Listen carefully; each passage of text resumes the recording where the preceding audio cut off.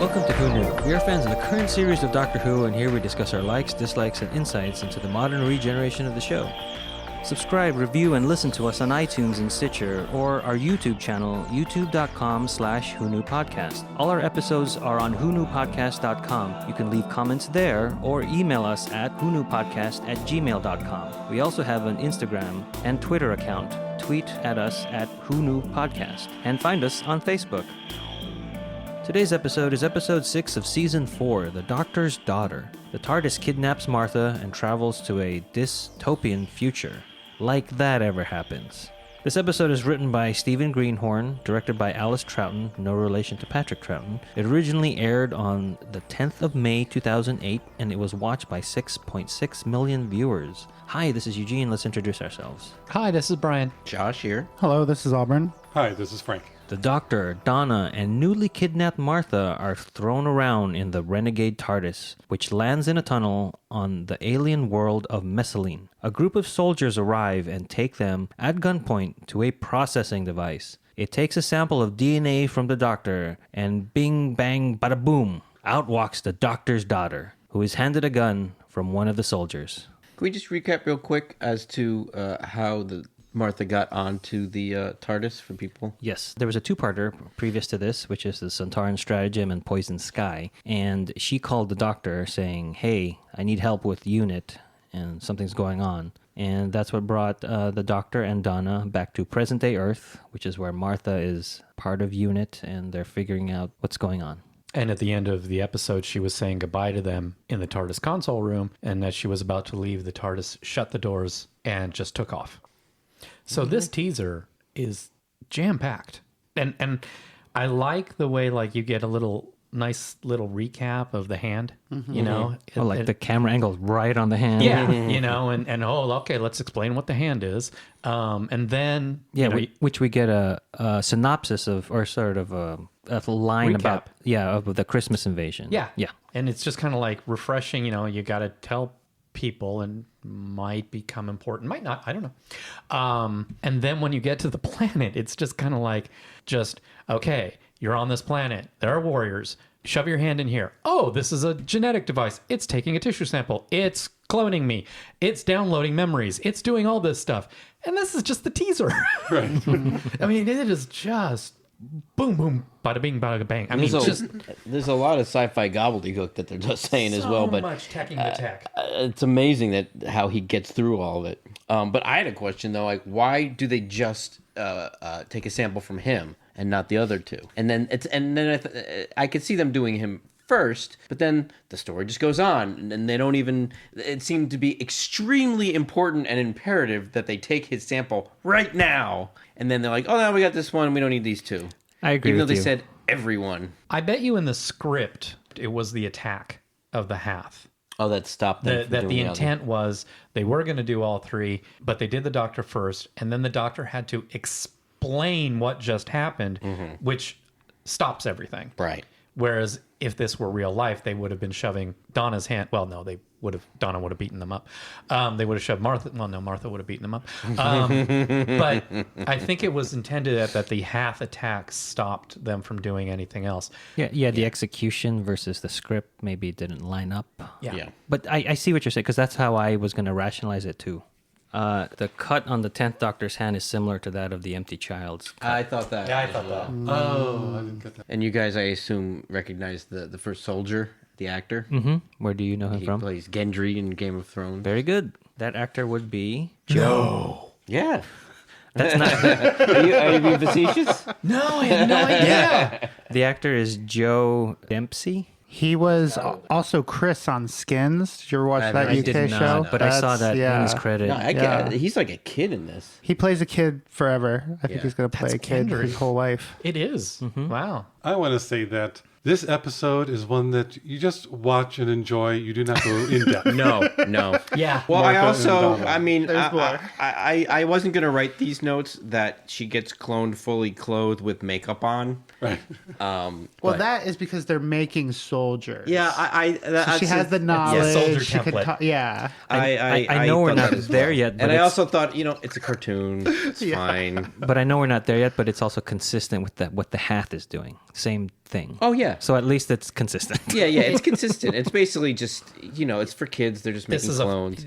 Go into this with fun. Yeah. Now, showing the doctor's hand in the jar, Donna says, I thought that was just some other alien thing that you kept. And she realized it was his hand and he grew it back. And when she's like, oh my gosh, you're impossible. He says the line, not impossible, just a bit unlikely. And then that comes up later on. I also like that Martha wasn't there for the Christmas invasion, like that particular episode. Well, they had that in the episode Is of that Martha before? at the end of her season.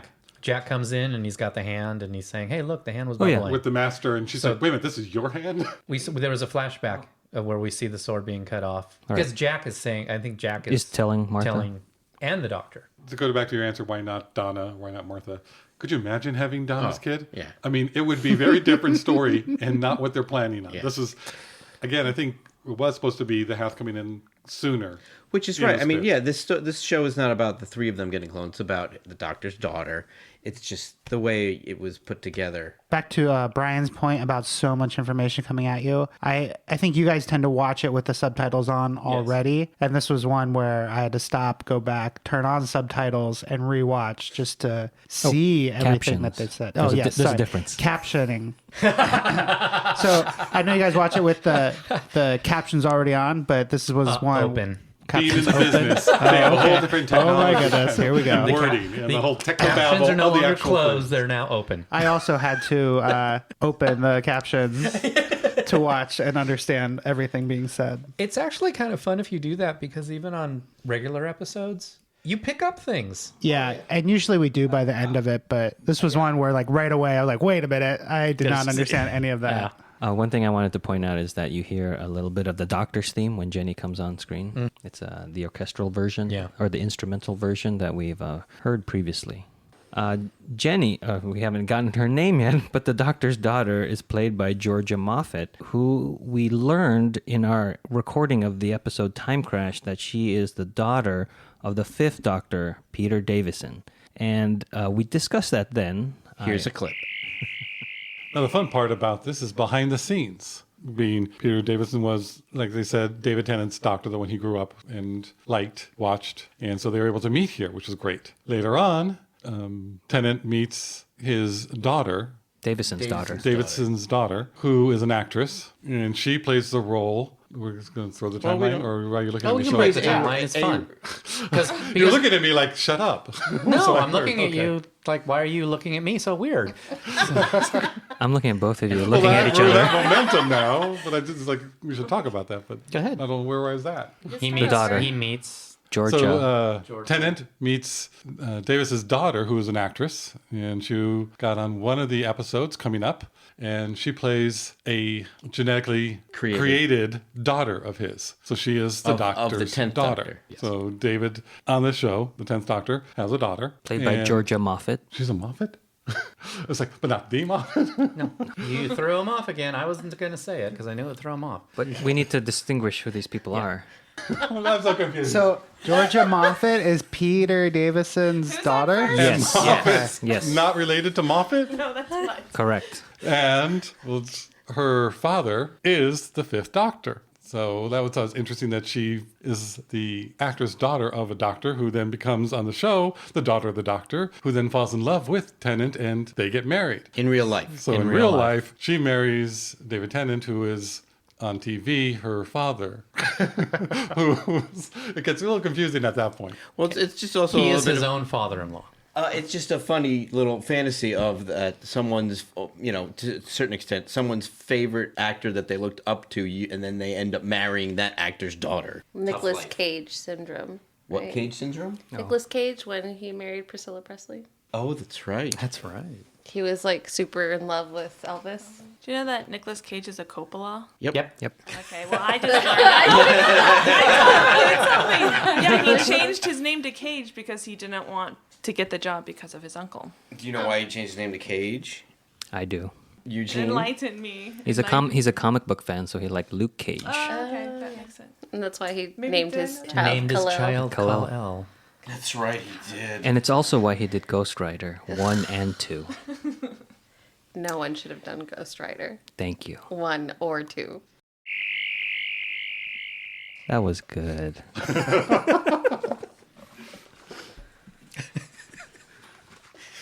Okay. Jenny, as Donna names her, joins the other soldiers at the barricade, and she hears the people sing. Do you hear the people sing? As the enemy troops, called the Hath, arrive at the tunnel and begin firing. The device that created Jenny gave her knowledge about fighting and tactics, so she joins in the fight back. Even with this knowledge, they are overwhelmed by the Hath, beings that are, well, walking fish, and breathe with the help of liquid tubes in their mouths. A human soldier yells that they need to blow the tunnel. One of the Hath kidnaps Martha from her kidnapping. Yeah, that's right. As Jenny blows up the tunnel, leaving Martha on the other side. With the TARDIS. With the TARDIS. Nobody mentions that. I didn't even realize that. Yeah, Martha's on the side of the TARDIS, so I they're wrote- all upset. I wrote that down. No one noticed. No one mentioned it except Eugene, and I stole it from you. Would you say you kidnapped it from me? Donna's got a great moment here, too, where it's like, her name is Martha. It's not collateral damage. Her name is Martha. And I love that it's Donna with that line and not the doctor. And Donna's the one that starts to fully embrace Jenny as well. Later. At first. She's the one that engages her in conversation, gives her name. Well, the doctor's completely freaked out, which I feel would be is an incredibly human reaction. Right. Well, also, too, when you find out later in the episode more of his history and why it's freaking him out so much. Yeah. But even now you understand it when you don't know the reasons behind it. It'd be Yeah. like, oh, man. No, but it is not just like a human would feel, where, oh my gosh, this person just came from me. But it's a doctor with the idea of this is another Time Lord who's now in existence. Idea in his head. Yeah. So Well, it's a different. It's an Yeah, I think additional that's layer in there. to I it. just never think of it at the time. Also, too, this was, a part of me was stolen from me and created something, a soldier, which is the exact opposite of what I feel I am. That's the first thing. Because he doesn't find out she's technically a Time Lord until a little bit later. Well, I think he knows. He just Doesn't want to doesn't admit it. want to admit acknowledge it. Yeah. Right. I mean, they named her Jenny because of generated anomaly. Yeah, that's great. But if you watch this, it kind of should have been named Mary Sue. Yes. I would agree with that completely. Pretty much. Everything that's downloaded into her brain is something that she's going to use perfectly. Which obviously is not perfect download because of all the other soldiers. None of them could do it, but because her that's coming an from the excellent doctor. point. Right. that's She what knows does kung do. fu. I was going to make the Matrix. See, I liked Jenny being more adept because of the doctor's, I guess just because she's the doctor's daughter.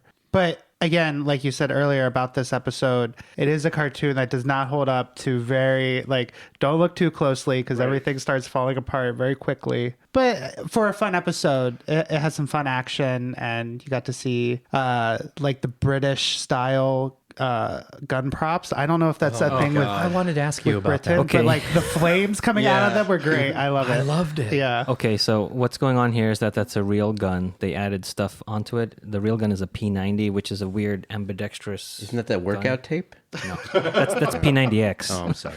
What they did here is that they added a longer muzzle or barrel, and then they added that weird air flamethrower gas canister at the butt of the rifle, which I think is powering all those flames at the end of the barrel. Because when we saw this done previously, they also used the P90 in the Satan Pit episode, and we didn't like that at all with the photoshopped muzzle flashes. We hated that. Oh, yeah, that was terrible. They must have gotten criticism about that, and then so what they did is they added practical flames, which it looks better but not great. I love it. I liked it. It doesn't look like a gunshot. It's definitely not. Space gun. It's a space gun. Right. That's what yeah. There's nothing coming out of that barrel Yeah, other than a okay. flame. The fish head guy. Oh, that I can buy. Yeah, there's no problem with that. I mean, Eyeliner, I don't know. The fish heads.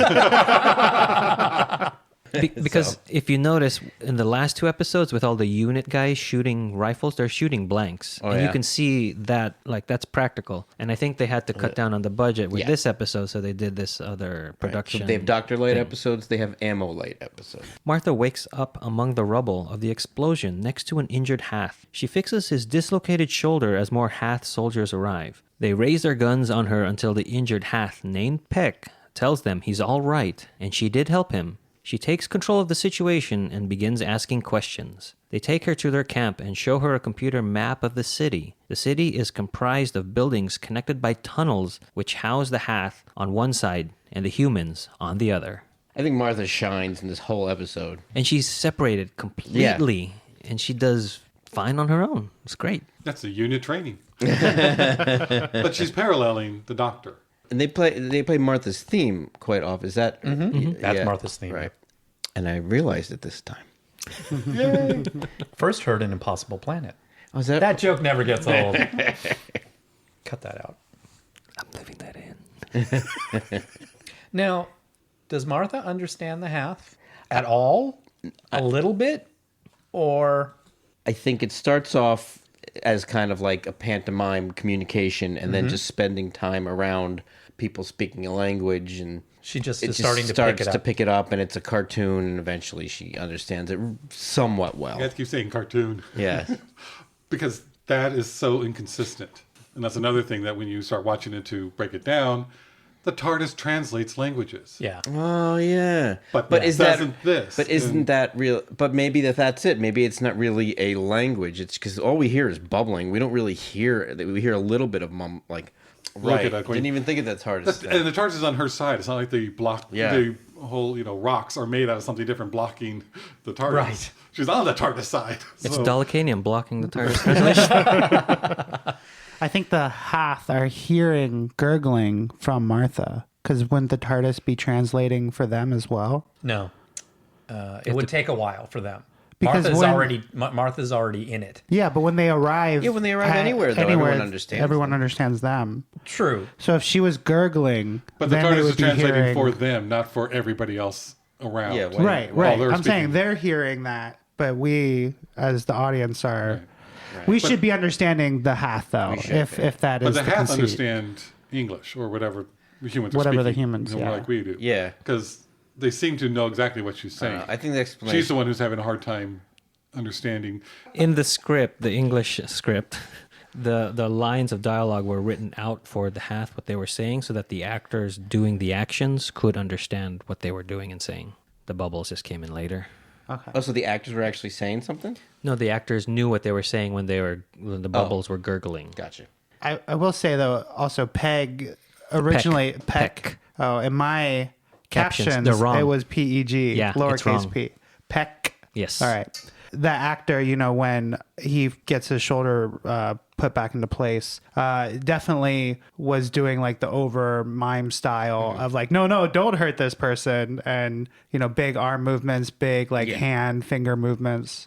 Yeah, I don't think the pantomime was overdone. I think it No, definitely well, conveyed very it really clear. well. I Very thought, clear, yeah. But I thought it conveyed desperation. Like, I got to do something quick. Right. It wasn't like he just held up his finger. Oh. I think like the problem is that his body was so expressive of those emotions, but those masks and the gurgling like weren't. So Right. that's why it jumped out to me as being overly theatric Although they were but just- I liked it. I liked the performance. Yeah. But it just in the context. But I relate that in my, kid logic brain. It's like Chewbacca and Han Solo. It's fine. Another thing that seemed to really bug me was once they seemed to accept Martha, they're all over her, touching everything, yeah. touching her hair, trying to do all this. It's like, have you not seen a human before? You've been battling them. Yeah, that wouldn't. No, they haven't. This? But remember, they have, but they haven't been in hand to hand. These Hath. They were also working together before this. Well, I mean, I don't want to jump on the. We don't know yet. But Well, yeah, I don't but- want to jump ahead in the episode. But these humans have probably never touched a Hath, and these Hath have probably never touched a human. They're just killing each other. Mm-hmm. No, but Because these people have only been alive a couple hours. So Don't look too quick. So all the Again, yeah, don't look too deep, but I took it as a universal sign of like peace. You're one of, like Like the a dog Ewoks smelling. Yeah, with yeah, Leia. yeah, exactly. smelling yeah. it, right? Okay. A soldier takes the doctor, Donna, and Jenny to General Cobb. At the camp, which is an old theater, a computer voice gives the count by generations of soldiers who have died today. General Cobb shows them around the facility and tells them that their ancestors were trying to build a world where they and the Hath could live together. A war broke out generations ago, so they used the progenation machines to birth more soldiers. The war was about the sacred breath that brings life, and an old legend about a device called the Source that has captured the breath and is now missing. They are battling the Hath to see who will find it first. So here we get introduced to a favorite actor of mine. Where have you seen him from, Brian? Well, that would be King Arthur from Excalibur. And our second Excalibur actor. I knew he looked familiar. I just couldn't place it. Nigel Terry. Who, in every single role I've ever seen him in, it seems like he's ADR'd the entire time. The other one that you might know him from, Brian, is The Lion in Winter. John. Oh, yeah. Is he the lion or the winter? No, he's the He's youngest. John. He's a sniveling little person in And I that think role.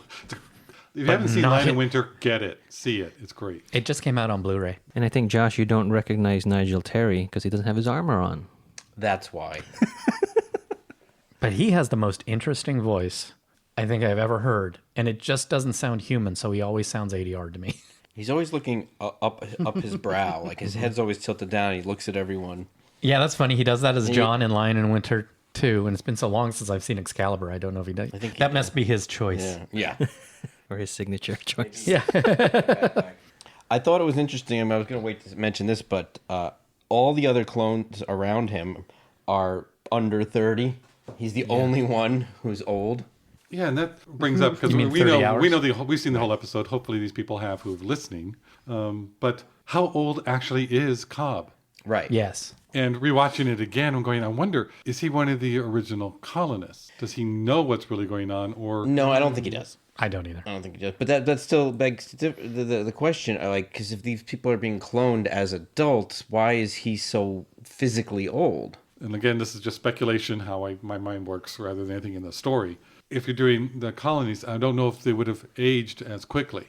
And they may have changed the machine to make them soldiers, give them the information to fight and all the knowledge, and age them a certain way. And I wonder if they're continuing to age rapidly after Right. that. I thought, too, maybe their lifespan is just so short. Maybe you already consider this, that the progenitor for Cobb was older when he was When he stuck his hand in when the he stuck device. his hand in. And so when he came out, he was just older. And Jenny being, coming from a Time Lord, Yeah. you can't tell how old You can't she tell is. how old she is. I'm surprised at how Donna has two different people, seems like they're writing for her. Because she's for Jenny, but also so dismissive of Jenny. She says, Yeah. you're nothing. You're just a clone. You're not real. Yeah, and But then she's she's there a- also trying to tell the doctor, this is your daughter. You should make a connection with her. I have a- At the same time, just one line after another. I have a feeling that was probably someone else's line earlier in this version of the script that they just had to give to Donna. Yeah, and in this episode, it's don't think about it, just keep going. Yeah. move the plot along, move the plot along, move the plot along. We're having fun. We're having fun. Everybody, we're having fun. And what I also like is it gives Jenny a chance to put Donna in her place. But the only reason is to give Jenny a moment. Yeah. And it seems Yes. odd that Donna's saying, especially I think before that, she's saying, oh, your daughter, she's teasing the doctor about it. Yes, but she is teasing the doctor about it. When it's up to Donna to have children with it, she's like, oh, now it's no good because of because it's not good. I think- for it to be taken like that. And then she's trying to be nice to Jenny, but in that way where you're like trying to be nice, I've but already then it's stepped in it. already too late. Yeah. Right. Well, yeah, so she's she's- thinking I've already stepped in it, and now I need to get out of it. And by doing it, she's stepping in it further. That's how I take it. Well, she's sort of defending herself. She says, "I'm not having sons and daughters by some great big flipping machine." And then and she's she- going to think that that's going to upset Jenny. Right. The whole pacifist subplot of Like Cobb classifying them as the pacifists. yes, and that even having that history, 3 generations ago, we had a batch of pacifists. In the context of the whole episode, where we also learned that the machines are turned off overnight, so they've had 7 full day shifts of these machines running, and 3 generations ago, they know that history, but not beyond that. I mean, yeah, once you start looking very closely, Yeah, but all I these don't take things- any of that kind of talk literally. Honestly? Okay. Oh, 3 generations ago we had pacifists. It's just a story now. Okay. Well, another place to not look too closely, just because We are. Jenny was born, and she mentioned that she was Generation 5000 soldier. Something like that, yeah. Something, yeah. And then 2 minutes later, we get the death reports for a bunch more 6, generations that are 6671, 6,000. So Don't look too close. Yeah. Yeah. I do like the idea when you say maybe the first guy that he was progenerated from was really old, and each generation is actually getting younger. So he might be the youngest of those. Like the command type clone is just Yeah. older. Yeah, I was thinking it was a command type clone. Yeah. But I'm just trying to, in my brain, rationalize how we can make it fit Yeah. that Nigel Terry is so much older than everybody else. And I kind of like the fact that his progenitor was an older person when he was progenited. Right. I like it. But watching this the first time, it doesn't matter. No, it doesn't No, matter. You don't even notice it. Yeah. You don't even well, think because about you it. don't know that plot point. Right. yet. Right. So it's not even. But a I thing. mean, it's only Because- that's why I was saying it's like, and this is watch it, enjoy, but don't go too But deep. this is a credit to the episode because you're having fun watching this. right. Right. And if you weren't, then it would be Exactly. really If this, bad. Stick out. Yeah. Again, this is another episode I end up liking more when I watch it again because Yes. I'm like, oh, this one, all right. Just wish there would have been a line. Oh saying yeah, that, yeah. That's that the children come out the age of. yeah. A lot of these things are easily fixed, but again, too, a lot of maybe they did have a line that got cut in editing, and then you can't reshoot it. Right. Yeah. The doctor looks at the computer map and finds additional information showing that the city is bigger than they thought, and includes the temple where the source is located. General Cobb gives the command to create more soldiers, and they will move on the temple in the morning. The doctor tries to stop him, and General Cobb has them locked up with Jenny since she came from him. Martha's computer map also now shows the additional parts of the city, and the Hath prepare to take the temple. This is where the Doctor and Donna are more of a mirror of each other. And Martha. this is where Martha is more, playing the part of Doctor and mirroring what he's doing Yeah. because they're both at the controls, and this shows it a lot. And they're both going, "What did we just do? We started a war. Wait a minute." But here, when the doctor reveals the rest of the map, he's revealing the map also for the Hath. That's how I took it. Yeah, that's Yeah. how I took Oh, it he too. did, right. Yeah, but then that part that shows that the technology is all connected because you have the progenitor machines, the map machines. It's all, they were all supposed to be together. Unified. There's- Yeah, they they're were not supposed to be yeah. divided. So I like that little production or whatever you call it, but it makes it feel like they deviated from the original plan. That is actually a subtle little hint that when you rewatch the episode, you go, "Oh, okay." That they weren't supposed to be separated. Yeah, that this is all a part of a network. Why on earth would the enemies thing be linked up to the enemies? Right. And you don't think about it the first time you watch the episode. I think you meant why on Messaline. Should I? Sure, that's why. That's what I meant. Is that the atmosphere on that side? messaging. We also hear the running joke in pretty much every episode of, "Oh, you're the Doctor, Donna. Oh, what a couple. Oh, Oh, yeah. no, we're Yeah. not a couple. We're not together." I mean, it's Yeah. definitely putting a little bit more emphasis. One thing that maybe on this watching of it made me think that maybe Cobb was from more of the original Stock. people, or maybe he was around one of the first ones that to be redone, so he still has more memory, is that he's looking at and sees the source as the power to erase the Hath. The doctor's saying, "Well, I thought you wanted peace." And he goes, "It's the same thing." To him, it's not about peace. It is, he has this whole vendetta against the Hath. And I view that as he was programmed. But we only have the 2 points of view, Cobb and Jenny. And Jenny being part Gallifreyan, part Time Lord. Yeah, she's unique. Is that she will learn. And Yes. she will change the programming and go, no, there is something else beyond this. Where he has his programming, and like you said, things go quickly. So they all could be similar to his way of thinking. But at the end, that seems to change. And he still holds on to that way of thinking. True. So that's something is different about Cobb, even though I think, like you were saying, he's just representing the military part that all of the different But have. I don't want to say that the military thinking is a bad way of thinking. No, but they've it's- been all But that's implanted all that with they this. know. Right. Okay.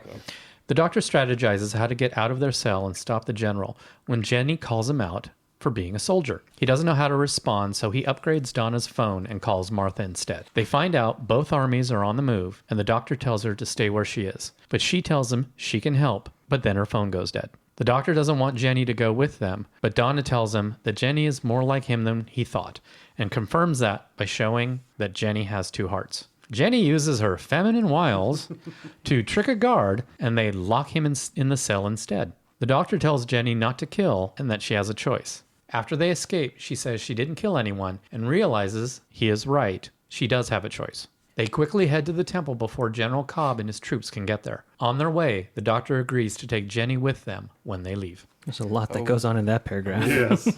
They upgrade, the doctor upgrades Donna's phone, which is the cementing to me of her as being the companion, because you travel in the TARDIS, you get the TARDIS key, and then you upgrade your phone. Yeah, I would agree with that now. It just in the seems like a modern long show. time Yes. to do that. It but seems a because long time, She but- never had to I use don't- the phone. No. 'Cause- And what's funny is that the doctor needs to use her phone, not Right. Donna needs to use her phone. And usually we upgrades, it's for the companion. Yes. It's like, no, I need something. Give me your phone. Yeah. Or Russell's like, these are the things we need to hit to make her a companion. And Wait, like, they haven't upgraded the phone yet? it's like, oh, put it in this one. The other thing I want to point out is the conversation that Jenny has with the doctor about fighting and ending war. And she says, we want to stop, or the doctor says, we want to stop the fighting. And then I think she responds with, isn't every soldier's goal to stop the fighting? But then it's the way you go about stopping the fighting that makes the difference.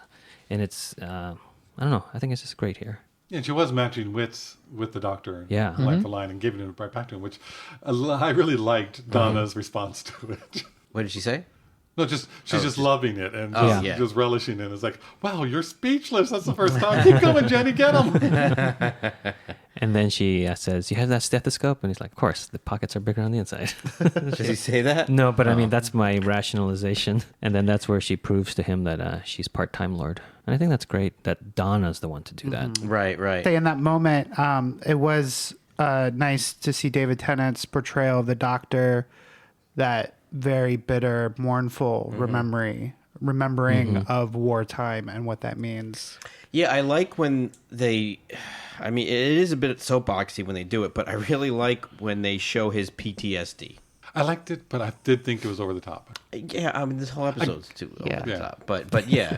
I get, and also too, he just sells it so well. And he does get to be so upbeat and like funny so much as the Doctor, but Tennant does have that Right. range to go. Yeah, and he can just switch. I also think because he's being extremely negative towards Jenny, so I think they needed something big enough to make that valid. Yeah, I did mean bitter more like, I was going to say bittersweet, but there was no sweet to it. So it was like just that mournful memory of loss and... Yeah, mournful memory of loss. Yeah, That's how I see maybe. it. It But also- not bitter. It also made me think like she doesn't have the right to be a Time Lord because she didn't earn it. But I was going to say the music that goes along with that Was that from the revelation. Impossible Planet? No. But that music that goes with that revelation of her having two hearts, there's the Doctor's theme that's played underneath that, and then it goes into This is Gallifrey, Our Childhood Home. So I like that they use both of those to kind of say, Time Lord, Time Lord. Yeah. I did also like that the Doctor, putting her down, like you're just an echo. Right. You don't have all this knowledge. You don't remember like what it was or what it is to be a Time Lord. I think if it was like a better written episode where it was delving into like that, what does it mean to be like have any identity and your past and how that connects. Right. Yeah, they didn't Like, really go into that yeah. much. Like these people not even like what happens when the war stops and then they don't have a real history. Like they don't even know what it's like I said earlier, to learn a life lesson. It's all pre-programmed. Like she comes out this intelligent being who has never lived a day, but she has the collective memory that she has. So is it just by rote, or does she actually think and feel these things? Or is she kind of just one of those people, once the words come out of their mouth, it's like, I wonder what that does have a meaning. Like they actually don't think about what they think until they say it, and then it becomes an experience for them to reflect upon. Well, and for the Doctor, like at the same time, it's like a Time Lord could be programmed like this, like the nature versus nurture argument. It's like what it felt like. it could be my blood, and she's there being a soldier, but I mean, she overcomes it, which is Right. good for the episode. But yeah, like definitely, It's an this insult. wasn't the hard sci-fi episode that would explore those themes. Martha decides that if she crosses on the surface, she can reach the temple before the armies. Hath Peck tries to talk her out of it and shows her that being outside for too long will kill her. She decides that she must go and asks him to join her. Reluctantly, he decides to go. As they cross the wasteland, Martha falls into a kind of quicksand. Peck pulls her out, but is trapped himself and sinks to his death. She continues on, alone. This was heart-wrenching. I hate this part. Performance. Yeah. I hate this part. Hate it like... It doesn't belong in this episode. Oh, no, but I don't know. I don't know. Martha, anything Martha does, and to me, it was such a heartfelt performance that I liked it. But she more entices Peck, That's why I don't like it. to come and just going the whole, are you going to live your boring life or are you going for exciting? Are you going for safe or dangerous? And she kind of entices him going, you can stay here. It's your choice. But she And goes be a little bit bored. too far because I think she's been paralleling the Doctor's role. Oh, so she's trying to be the Doctor and take But on a companion. He already knows that there are repercussions. Repercussions. Questions. All those words and not what I was trying to say. But he knows not to Consequences. do that anymore. The consequences. Right. You know, and she hasn't gotten to that point experienced it yet. from the leadership position. So this is so basically Dr. Martha, Dr. Jones is the first time she lost a companion. That's why it was. That's why I think it was needed, and that's what I liked about it. I like that. And I wish it were in a Peck different saved episode. her, she was able to reach out right then, try to save him, but she didn't. She's just more shocked. And the part that really got me really sad was you hear the breaking of glass. Yeah. when he's gone underneath. Oh, I didn't catch So that. it's like No, I didn't hear that he either. can't even breathe. It's over. That when you go back and listen to it, it's the breaking of glass gets you. At least it got me. And the fish can't breathe underwater. It just was right. No, it's sand. Okay. Looked very watery. It's to also me. toxic too. I know. Yeah. To me, I think this scene is okay because of what happens at the end of the episode with Martha. Because she realizes, she Right. makes her decision that she left for a reason. And then this is a reminder of what it's like to continue to travel with the Doctor. Oh, that's a good point. Because then at the end of the episode, when even though we knew she wasn't going to stay, like she's like, I can't do this anymore. So that's how I rationalize it. I also tonally found this scene problematic. And I think also more because it didn't seem like Martha was being intelligent with going out on the surface. Like Right. she was very flippant about going onto this alien world and With radiation. with and- radiation, with You know, everything. Oh, there'll only be a little bit as long as I don't stay out there Yeah, long. feel too the wind long. on your face. Come on. And then, I get that there's consequences and that she has to learn that. But again, it's like one of those things in this episode. Don't look too deep. I agree with you on that. Maybe you don't like this scene because it's in a quarry. But her walking outside and seeing the vastness was done really well. Yeah, I it was thought very that cool. looked great. And I did like the idea too that they're both parties are going to the same place, one below and one above. All three parties. Four. Military half. Well- the 4 parties. 4. I'm just, right. I was just So you had to thinking- figure out yeah, different yeah, ways yeah. of them getting there. I know what you mean, Josh. Yeah, thank you. When the soldiers finally catch up with the Doctor, and every time you hear the soldiers catching up to them, you hear shooting. Yeah. Who are they shooting at? They're shooting the doors and the locks. I don't know. Oh, well, that could be. 'Cause Those every flame time, guns are so cool. How can you Yeah. not just keep shooting because it's it? like they're not shooting any Hath, that they're not there yet. Like it's just because every time you cut to the soldiers, all they're doing is running. Like there they are, they're catching up to them. I'm only alive for half an hour and I've been programmed to be a soldier. Yeehaw! I'm going to shoot. Yeah, we didn't talk about that laser. Oh, the laser grid. Gee, how am I going to get through the laser grid? There's only one way, and you have to do it. Can that actress do backflips or That was a stunt double. That was a stunt double. And Russell wanted this in because he loves Britney Spears so much and was inspired by the Toxic music video. That he wanted that in there. Oh, that's sad. That's funny because her song was used the satellite or the end of the world. Yeah, End of the World with Okay. Eccleston. Yeah, Okay. as the jukebox says, classical music. Was that also toxic? Yeah, so we know what Russell likes. All right. And this is where the Doctor says again, because, oh my gosh, that was impossible for going through it. Well, not impossible, just unlikely. And her smile is great. I see them like bonding over that. And I liked Jenny's line, what is it with you people? You're always thinking. Yeah. Oh, yeah, yeah. Also, we've gotten past the point where he talks about, I've been a father before. Yeah, because Oh, they're yes. wandering the corridors and with Donna. With Donna, and that's a great scene. Yeah. I've been, and because I love how he starts it off. And they never- because she's like, still kind of teasing him, and Yeah. oh, look, somebody's a father. And I love how he just is like, Donna, I've been a father before. Yeah, because the first Doctor had his granddaughter with him. Yeah, and how one thing that is upsetting him is he sees all of his family's faces in her, and they're lost now. And I think he uses the word lost. So that's kind of like my favorite moment in the episode. Well, because it's hinted that he has a brother. I can't remember what episode, but then this particular scene reminds me of the empty child scene with Dr. Constantine, where he says, I was a father and a grandfather, now I'm neither. There's some great lines in this scene. I mean, Donna saying, you talk all the time, but you don't say anything, which is so opposite of what we know as the Doctor, who in Kylie Minogue, Voyage of the Damned. in Voyage of the Damned, they say, you keep talking and never a word wasted. And I liked just Donna's, but you're not saying anything tangible. You're not saying anything really important. I didn't know that you had kids before. With everything that you say, you're saying it for a particular reason. And sometimes that reason is to deflect. But I just love that line, you talk all the time, but you don't say anything. Yeah, it's a great line. And then she says something that she never thought she'd ever say to the Doctor when he wants to distance himself from Jenny and the family. And she's saying, Jenny can help you with that. I can help you with that. And there's something I never thought I'd say. I think you're wrong. So, I mean, it was. Right there with you. I think that was a great scene. It's a very good scene. You know, we've been talking about why the Doctor's being such a jerk to Jenny, and I don't think any of us considered that. No, not until we got to the scene. Yeah. And that was a nice little surprise moment, and it makes so much sense. Because when you're Right. But when you're being carried along on the roller coaster and watching the Doctor as we do, you're not going to think about that right away. Because if you actually feel something like that when you see someone, you're gonna be in a harsh mood.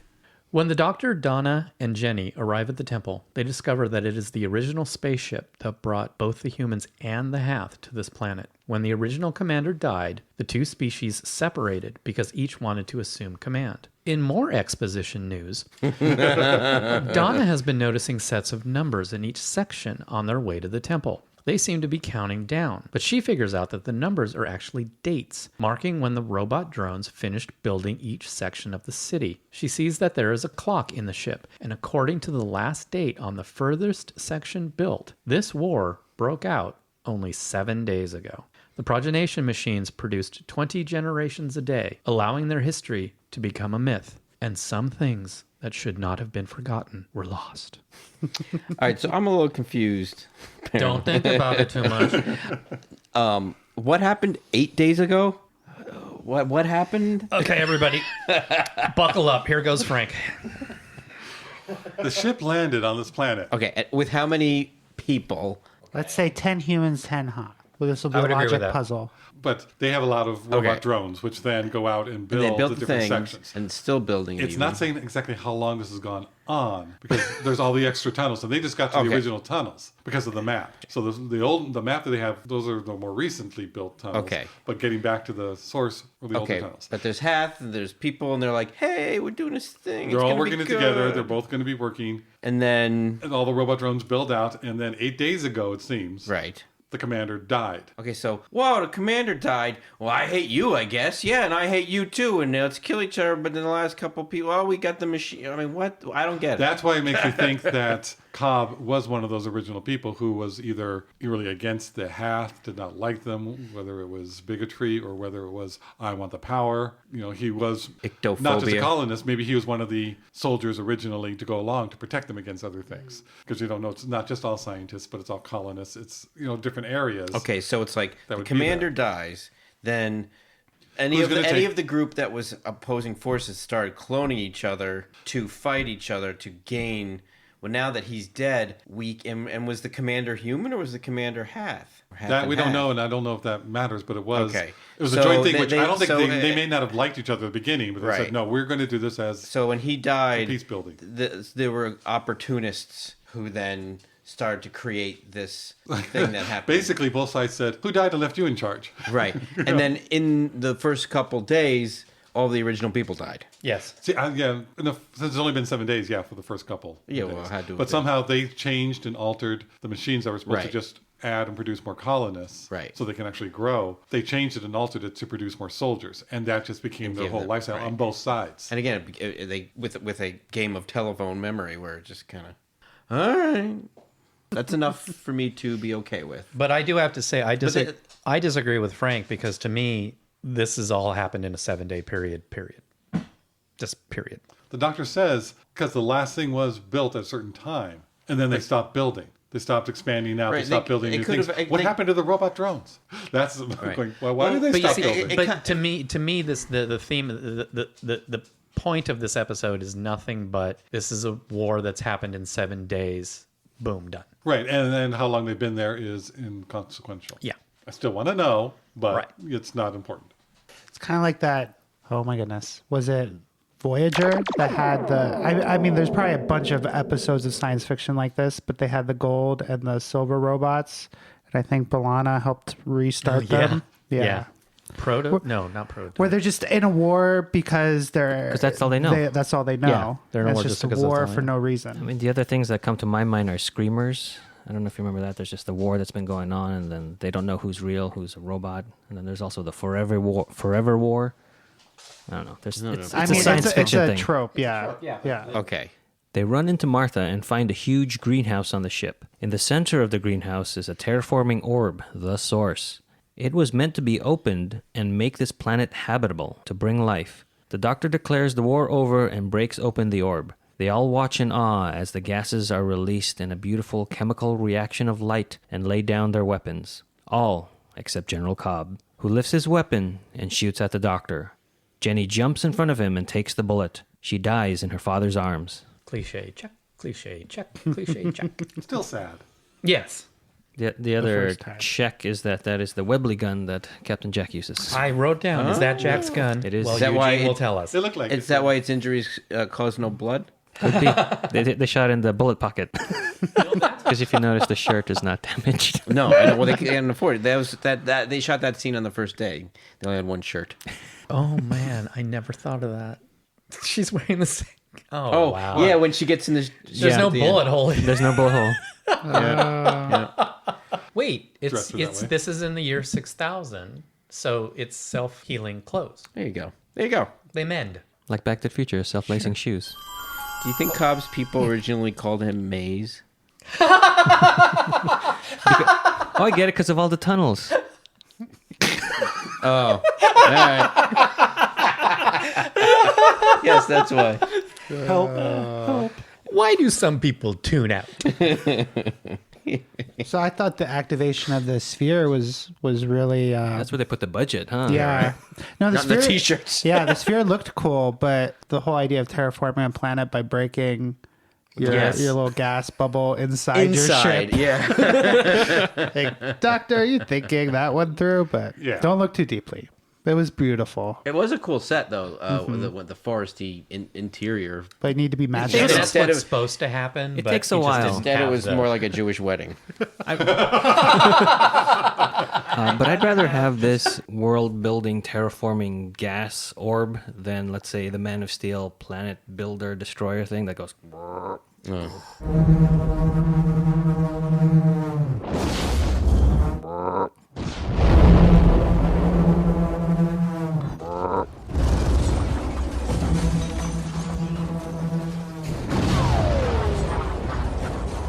You mean the dubstep machine? It was horrible. Yeah. The worst.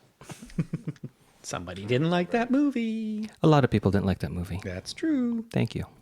The Doctor grabs a gun and points it at Cobb's head. He tells them all that he would never use a gun and to make that principle the foundation of their new society. They leave Jenny on the planet to receive a proper burial. The Doctor speculates that the TARDIS brought them here because it sensed another Time Lord, but it arrived too soon. The suns arise on this new world as the TARDIS transports them back to Earth. Martha says her goodbyes, and Donna says she plans to travel with the Doctor forever. I thought, again, the doctor's speech was a bit too preachy. Very preachy. This is where it went over the line. Yeah. Yeah, I agree. Let that be the principle. That the foundation. So it's a little bit too much. Yeah.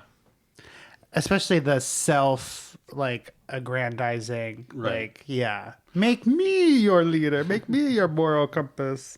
Well, that's his arrogance, and I think Yeah. some people who are not here today would say, no, that's typical doctor.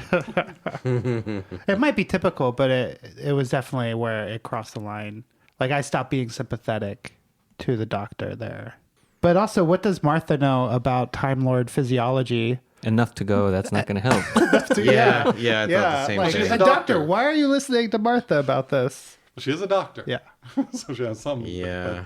But it was just the exposition that we needed to say, no, not going to be regenerating. She is dead. Yeah. Why did the TARDIS bring them there? I mean, the doctor tried to say it in one line, but it never really I didn't catch that till you just made said any it now. sense. Yeah. Yeah, So it until doesn't we were make trying to much rewrite sense. it, and it's like, well, this is the one that makes the most sense to me, so I'm writing this down. Yeah.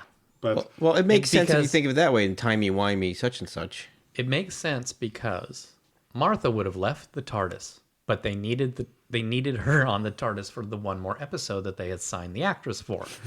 So they had to have the TARDIS, quote unquote, kidnap her in order to carry on a story. Then they went back and tried to figure out, now how do we explain the TARDIS doing what the TARDIS did? The TARDIS sensed another Time Lord out there in the universe and didn't arrive at the right time. I actually like that. And also, I'm not going to give anything away, but they also do it in a way that kind of foreshadows something that's coming up. They're kind of killing two birds with one stone, and neither one is landing really well. I am saying, well, I'll say something about it seemed like the TARDIS and the hand because the hands seem to be bubbling a bit more than usual, are connected somehow. They're both seem like they're sensing Yes. the other Time Lord. Yes, the hand Is that and what the TARDIS. Is that what was happening with the hand when Because he it said kept the showing the They, hand. they He said it focused looks on the happy or something They like that. focused on the hand in the beginning because it was reacting. What was and it the doing last, in its reaction? Bubbling It was more? bubbling. The last time that we saw the hand reacting was with Jack sensing the TARDIS arriving in Cardiff. You know, that's why they focused on it, because the hand is reacting to, there's another Time Lord. And then the TARDIS is going, there's another Time Lord. And they get there just too soon, but then by doing that, they created another Time Lord. And he And does that say it's a is paradox. And the thing is, it is a paradox, so you can't rationalize it. It had to arrive earlier to create Jenny. It's a causality loop. A what? Causality loop. Causality loop. I didn't know what you said there. And I love when they're back on Earth and Donna's, oh, I'm going to be with him forever. I'm just going to totally be with him forever. And she means it and she believes it. And there's just no doubt in her mind. And Martha's just like, that's right, dear. Aw, So you're young cute. and naive still. You're just so cute. And then Martha looks at her ring to remind herself why she's returning home. Yes. I like that. Yeah, that's a good point too. You mentioning, Brian, the proximity of Martha and Donna's conversation about Donna wanting to be there forever, and then Martha, 5 seconds later, looking at her ring. I didn't think about it at the time, but just hearing you now, like she's also thinking. I'm assuming that that's going to be forever. Right, right. And so it's a very interesting juxtaposition to put those two. Right. That I didn't even think about till you just Yeah. mentioned it. I didn't think again. about that either. Yeah. I like that. Yeah. As the people of Messaline prepare for Jenny's burial, she exhales the terraforming energy and wakes. She then steals a small ship, as her father did long ago, to travel to new worlds. Oh, that was terraforming energy? I thought There it we was the go. regeneration energy. Nope. Buckle up, people. Okay. Here goes Frank. Okay, go on. I'm with Josh, so explain. Well, Martha said she doesn't have the regeneration energy. And if you look closer, the actual Sparkle, cloud, special effects that they use right, for the terraforming is what she's breathing. Her whole body doesn't change. It doesn't glow. She doesn't have any alter to another And she does being. not regenerate. She doesn't regenerate. Right, I wondered that. But it's more of Spock on the Genesis planet in that the light was coming through. She's now died at the time when they rebirthed everything. So part of that. No, they didn't do And that she very is- well at all. Well, No, it it doesn't didn't. matter. no. I thought she regenerated but didn't change Fully. because she's not a true Time Lord. And she comes back to life because she is a Time Lord. I mean, I don't think that if a human Okay. were lying there dead, they necessarily would have come back to life. Gotcha. But The it program is not- there to regenerate. So this, Okay. kick that in a bit. It's Spocked her. Well, I can't wait to see more It's episodes Potter. with this Jenny. I know. This is going to be exciting. Well, the good thing is if the doctor needs to call her, he's got her number, right, Brian? Jenny, 8675309. I like the parallel of the Doctor and Jenny both stealing a ship and going to explore. Oh, Yeah, I didn't even think of So- that. It's I cute. didn't even think that of that. I thought was a nice little bit at the end. Yeah. Was this ending always supposed to be this way? No, we can blame this ending on Stephen Moffat. Blame or thank? I would say blame. Because originally, Jenny was supposed to die. And then he came in and was like, bring her back. Do you know, Wait, were there Stephen- plans for like a spin-off series or anything like that with her? I want to say maybe Moffat had some ideas, but it never happened. They probably said to him, "We can't have a female Time Lord." I think there's Big Finish stories with Jenny. Big fish stories? What? Finish. I heard. The audio stories. Oh, I thought you meant like there's more to come in the shows. Like there's going to be a big finish. No, That's the name of the company. Jenny was also in comic books for Doctor Who, The Choice and Endgame, where Jenny met the 11th Doctor and Clara Oswald to do battle with the Master and Adam Mitchell. Wow. If you remember Adam. From Adam joins up with the Master. Yeah. That's perfect. What is that one? The Choice and Endgame. Does the Doctor even know that she's still around and alive? No. This episode, No. yeah, this episode says It's no. just, wow. Wouldn't the TARDIS? Yeah, probably. TARDIS It knew may she have was there done to what it's begin supposed with. to do. Oh, and yeah. So maybe it's like, well, that's... It It's had to hedging get its there to bets, create her. just making more Time Lords and ladies to throw out in the universe, Lady. and Or maybe that bullet took out one of the hearts, so she's not a Time Lord anymore. maybe. Oh, I like that. I'll take it. That's why we never. That's why we never got back to her. Oh, she like died 10 minutes after the episode. Yeah, meaning 8 days. Yeah. Some trivia. there's Hath Peck, who died, and then there's Hath Gable. They are named after Gregory Peck and Clark Gable. I was just going to make a joke about Gregory Peck, but So that's why they're named that. All right, The Doctor's Daughter. Who is this episode good for? Or this episode is good for who? A new viewer, a casual viewer, a fan of the show, or a diehard? Okay, well, I'm not going to say it's a diehard because it's fun. I'm not going to say it's for everyone because it's really not the best written. So I'm torn between casual and a fan of Doctor Who. And kind of torn between that because this is kind of fun, so that might appeal to people who don't know Doctor Who very much. They might know the concept. Or is it not written well enough that you would need to be a fan of Doctor Who already and be familiar with these shows and this companion? I'm going to say that this one is good for a fan of Doctor Who. I agree. I think this is a fan can enjoy this. I mean, there are newer viewers who could enjoy it, but there's too much silliness. And I think if a casual viewer stumbled across it, between the fish people and the full-grown clone and the eyeliner, I just think that it's too much to buy if you don't really know what you're watching. And they might enjoy it, but I don't think they'd watch another episode. Yeah, exactly. Well, it might be, but I think a fan knows, all right, these are things that happen sometimes on Doctor Who, and I enjoy it.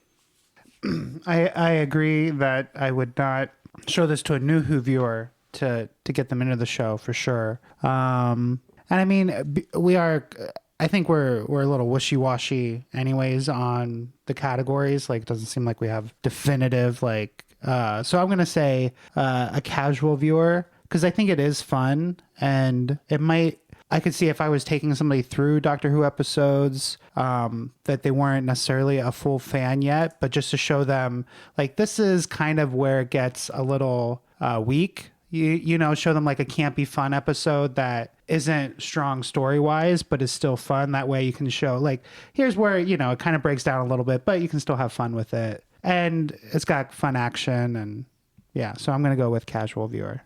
Like everybody else, I'm on the fence between those two categories, between casual or a fan.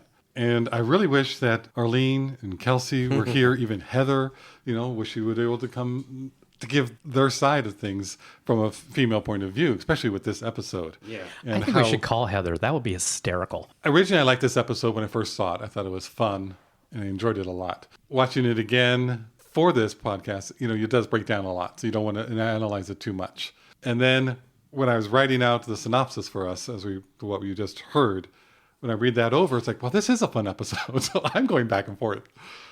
But I think...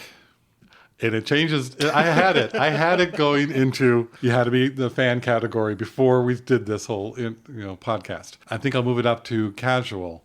I wouldn't show it to somebody as one of the group of the new episodes I show them to go, hey, this is the show, enjoy it. Again, depending on who that person is. But I think casually would get a lot of fun from this, and see, if they're casual, they would have seen other episodes and seen the broad spectrum of what a Doctor Who episode can be. It can be the ones that I really like, which are serious and thought-provoking and deep, or just fun and go with it and have, enjoy the episode. So I think I'll be on record as saying casual. So Hello. we have Heather calling in from...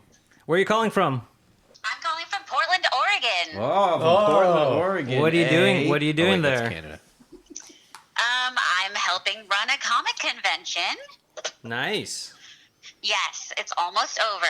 It's been a long weekend. Well, thank you for giving us the time. We are just wrapping up The Doctor's Daughter. Do you remember this episode? I do, very well. And who would you recommend this episode for? A new viewer, a casual viewer, a fan of the show, or a diehard? I'm going to have to go with... I might actually have to go with a fan on this one. Ooh, and can you explain a little bit why a fan? Well, I can't give my best answer of life because I didn't watch it recently, But your best answer of now. my best answer of now would be... It's a little bit confusing, I feel, the whole almost cloning plot line, and I don't know. And also, I feel like the Doctor's a little bit, he's not his usual happy, joyful self in this episode, so it might give a newbie to the show the wrong idea. I just feel like it might be a little involved for a new fan. Very good. One more question. What do you think about Jenny using her female wiles to get the guard to come closer? Because neither... It kind of detracts from her, her soldier character. It feels like she wouldn't need to use feminine wiles to get what she wanted in life. But, I mean, she is pretty, so... Yeah, I would like to give a more, informed answer, but I would have to freshen up on the episode. But I don't know. I mean, I am a feminist, of course, but it is a weapon that works in our favor. So Right. if you got to use it, use it. That's my thought.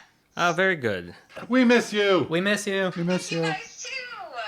One day when I'm not out of town for a weekend, I definitely want to join in on another episode. Yeah, we got to get you in for one of the Donna episodes. Yes, I love Donna. All right, thank you. That was it. We won't take up more of your time. Okay. Talk I'll to you see soon. you guys later. Okay. Bye. Bye. Bye. I actually thought we were just going to read her text. No, I was like, I'm going to call you. High production value. Technology. But now, after hearing what Heather says, it's like I want to go back to being what I originally thought I was going to put this in. Too bad we don't have like a time machine or something. But no, you're making little notes and you're putting it. I said casual rather than fast. And he's not using a pencil. He's using pens, so it's permanent. Yeah. For me, I'm probably going to go with a casual viewer on this one because I like the dynamic between the Doctor and Donna and how they're equally involved in solving the problems and involved as much as each one is in the plot. And then we get introduced to Georgia Moffat, who I think she's very pretty and she fits this role very well. So you've heard our thoughts on the Doctor's daughter. How do you feel about them bringing Jenny back? Do you think she should have stayed dead, or are you glad that she's alive? And tell us why you think that. Let us know. Leave us comments on our Facebook page for this episode's post. And you can also email us at whoknewpodcast@gmail.com. That wraps up The Doctor's Daughter. Thanks for listening, and we will see you next time when the future becomes the present. You've just listened to an episode of Who Knew? Our wonderful theme music is by Michael Grady. Find him at Facebook at The Universe Explodes. All our episodes are engineered by Allburn. Find him at auburnbinkley.com. You can find this show in several places. Follow us on Twitter at Who Knew Podcast. Subscribe, review, and listen to us on iTunes and Stitcher. Or our YouTube channel, youtube.com/whoknewpodcast. Visit our Facebook page. As always, please leave comments, reviews, and click like to help support Who Knew Podcast. Also, listen to us on your Amazon Echo by enabling a podcast skill. All of our episodes are on whoknewpodcast.com. This podcast is inspired by Doctor Who. The longest running sci-fi show in history. And especially the revival spearheaded by Russell T. Davis. Thanks to Russell, Sydney Newman, Verity Lambert, Ron Grainer, and all those involved in the adventures of our favorite Time Lord. Your work continues to inspire and entertain. Edit away. Next. That just seems fishy. So you're going to keep that one, but you're going to cut mine out. I'm cutting them all out. It's interesting that they pose the question, what do you call a female Time Lord? But all of us who watched the classic know it's the Time Lady. Lord's Well, Lady. Well, and even I that. didn't know that. It doesn't. It sounds weird. I don't know. It makes me. Hey, lady, you get the time? That's what makes me. But always that's think not of. what it is. I know, but that's what it makes me think of. Yeah, but you're from Jersey. I know.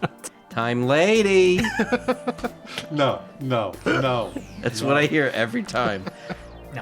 No, you're cutting out the Madame de Pompadour thing, but do you want to say who the actress is? I was just going to edit what we did for Time Crash into this.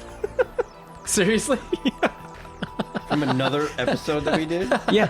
We talk about a lot of Time Crash that's not about Time Crash. Yeah. But it's Because I fun. thought we did. I go, when did we do that?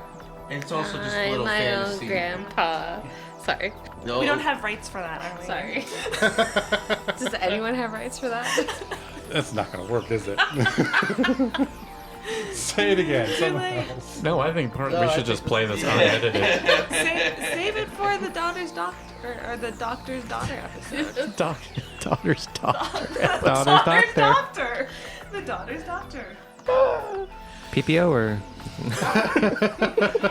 I also thought it was funny. He said, "Don't you want to feel the wind on your face?" I'm like, "Yeah, the fish wants to feel the wind on his face." What are you thinking, lady? Lady. No. Sexual. And being fish fish don't like people, they lasers. can't. No, fish people can't do backflips. That no, they can't. They just flip and flop on the ground. Right. Did we get to the end? No. Nope. You have it right there. I know. Boy, that makes for tough Thanksgivings. And editing.